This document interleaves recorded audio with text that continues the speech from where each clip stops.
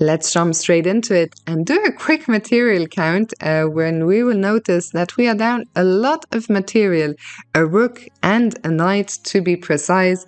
For the rook and the knight we only have 2 pawns, so we are on the losing material side. In general, what we want to do in that case is to look at the enemy king, and the enemy king is in a precarious situation on this completely open h-file, but appearances are deceiving here. I'm sure a lot of you will have made a first move that looks very tempting but is not the best. We'll get to that in a second. What else is going on? The queens are looking at one another. Additionally, our queen is also under attack by the white knight, so plenty to take in here. Now, of course, when we are down so much material, we can never get away with trades unless there was a forced mate. But here, after king takes, yes, the white rook is hanging, but remember, we were down so much material to begin with that here at the end of the day, white still has 2 extra pieces and we are completely busted.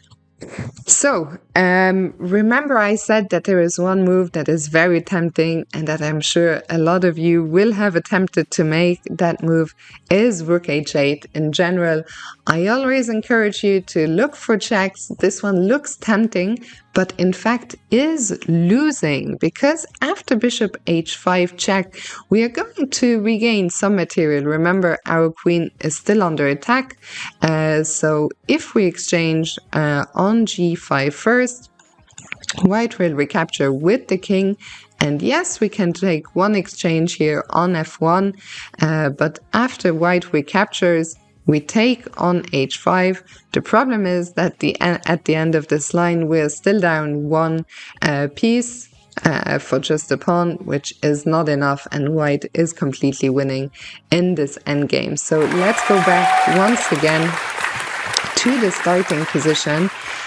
We have now seen that rook h8 is not enough, the queen trade is not good enough, but there is in fact a third check, and that one is winning. It was not an obvious check to spot, but it is the simple knight g2 check. Knight g2, and the king, what was the king doing apart from being precariously placed on the h-file? The king was defending the white queen. Now the king is forced away, and suddenly the white queen is simply hanging. The problem is that when white takes on g2, the bishop on g4 is also lost, and now black is completely winning. So well done. Please do subscribe.